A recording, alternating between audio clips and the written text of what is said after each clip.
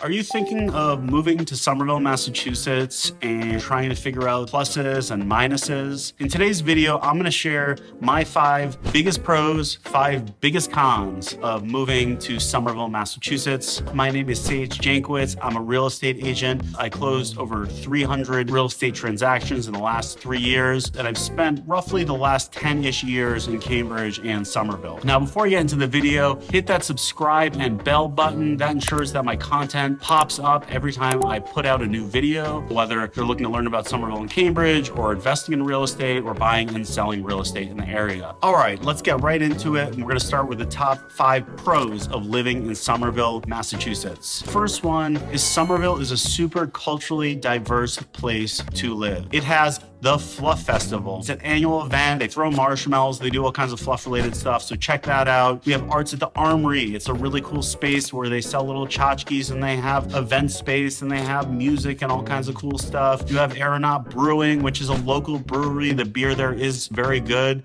but they have other cool arts events there. And of course you have all kinds of cool farmers markets like the Union Square Farmers Market. It's a very culturally diverse place. In fact, it had the second highest number of artists per capita in the United States as of 2013. Number 2 pro, it's super easy to get around in Somerville. And this is a really important one, especially for people moving to the area from other parts of the country. Because what I see a lot of clients who are moving from out of state do is they look out on a map, they say, that town looks pretty close to where I have to commute to, but they're not factoring in traffic. And traffic can be really brutal. So there's a lot of towns where it's 40, 50, 60 minutes away from downtown Boston, let's say. Whereas Somerville, you're looking at, in most of the time, about a 20-minute drive, 20-minute ride on the T on the subway to get downtown. And then it's 10 minutes to other great places like Cambridge. You know, if you want to get to Central Square, or if you work in biotech in Kendall Square, you need to get to Harvard or MIT. These are often a 10-minute bike ride or walk or subway stop away. It's extremely, extremely central, and it draws a lot of people to Somerville because it's so easy and convenient to get around compared to a lot of other places in the city. The third thing is food. If you're into food, you're gonna really love Somerville. It has a lot of options. There's constantly new restaurants coming up. If you want tapas, there's a great place called Dali that's incredible. If you want ramen, there's a great place, it's actually in Cambridge, called Santuka in Harvard Square. If you just want a good burger, you can get that too. They even have Nepalese food, authentic different types of Chinese cuisine. So whatever you want, they have it. And that's very rare because you can't find that in a lot of other parts of Massachusetts. Number 4,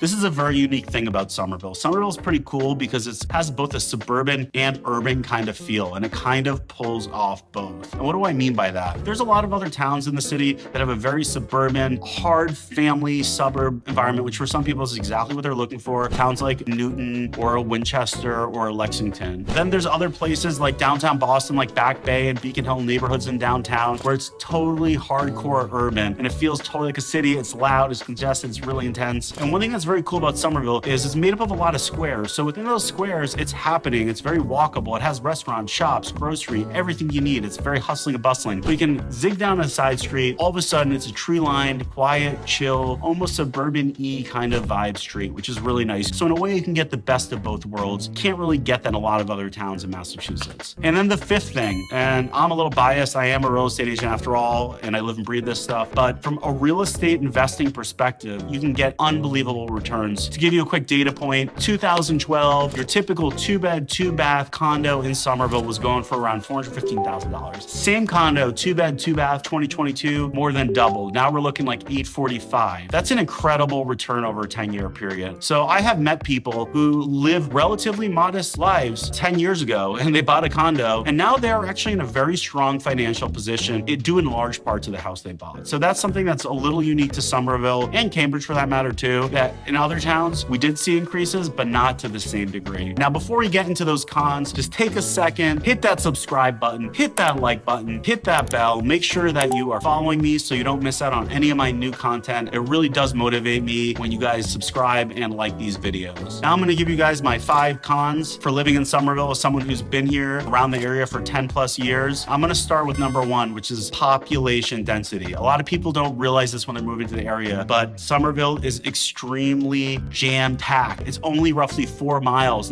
from a geography perspective. It's a tight, small space, and it has about 20,000 people for each mile. mile, about 80,000 people in Somerville. So it's extremely tight. In fact, I believe it is the highest density population for any municipality within New England, just to give you a frame of reference. You have to be aware of that. If you're looking for acres of land, if you're looking for peace and quiet, if you're looking to be away from people, Somerville probably ain't your best bet. Number two, it's really not that cheap. We mentioned it in the pros, which is great for people who bought in, but for people who are looking now, it's quite pricey. Now, there isn't a lot of single family housing stock in Somerville. I think only 80 single families sold in all of Somerville in 2022. It's mostly tends to be condos and actually a lot of multi-families. But if you were to look for a single family, the average price in 2022 in Somerville was a touch over 1.2 million. And that's the average. So there are multiple properties, and I've seen many of them that are way over 1.2 million. So that's something that you need to be aware of. It's going to be very expensive. If you had a budget and you thought you were going to get a lot, most of the time that means you're going to have to make some sacrifices in terms of how many beds and baths you have, the square footage, the finishes, the quality of the space. That's something you just kind of have to deal with. Number three is the snow. And this is a really hard one for people who come from warm places. A lot of people that I meet who are clients who come from out of state, they come in and say, oh, I got a big jacket, I've got gloves and a hat, I'm ready to go. And they forget the snow. And the reality is that when you have a house, you have to deal with the snow. It's frustrating, I'll be honest. You know, I've been here for most of my life and it's really, really tough. You can be shoveling snow, shoveling the car out. You go to bed, you wake up in the morning and a plow flies by and it sprays snow back in the car. You got to do it all over again. It can be backbreaking. You're dealing with your steps, your walkway, your driveway. It can be a lot of work. So it's just something you kind of have to deal with. I do know some people who hire people who help out for snow removal, but that isn't cheap. It's just kind of one of those things. Next up is number four, and that's going to be parking tickets. Parking department in Somerville, I'm sure they're nice people, but they can be rough. Expect to get 3 to 5 tickets a year, I would just say. Maybe it's just me, but I think a lot of people, they tend to get tickets because the rules are sometimes feel a little ambiguous or hard to understand. There's street cleaning. They even have rules where if you stay in one place for a couple of days without moving your car and it's a permanent spot, you can get a ticket there. It's happened to me. So it's just something you kind of have to, again, deal with, build it into your calculation. It can be really frustrating. It's also a little hard to get your permit. I'll save another video for that. That's another whole thing. And then the fifth and final thing, the age of the inventory. And this is another one of those big, like, whoa, what are you talking about moments when I'm meeting a client who's coming from out of state or out of the country, which is that a lot of other parts of the country, at least in the United States, there's homes that might be 40, 50, 60 years old. Here, it's not uncommon to see properties built in the 1900s, 1910s, 1920s. And with it comes a slew of issues that you may never have ever had to deal with. We're talking lead paint issues, old heating system issues, asbestos issues, weird zoning grandfathered in kind of issues. These are things that you will have to deal with most likely if you're buying in Somerville. There are newer housing inventory options, but they tend to be even more expensive than those averages we were talking about earlier. So anyways, it's just something that kind of comes with the ropes. I hope this video was helpful. If you found any value in it, please do me a favor, hit that subscribe button, hit that bell icon. I will be throwing out a lot of videos in the coming months and years for that matter. If you guys have any questions about anything you heard today or anything else, hit me up on Calendly. There's a link in the description. You can set up a 15-minute call and we can talk. Hope this was helpful, guys. Until next time, talk soon. Bye.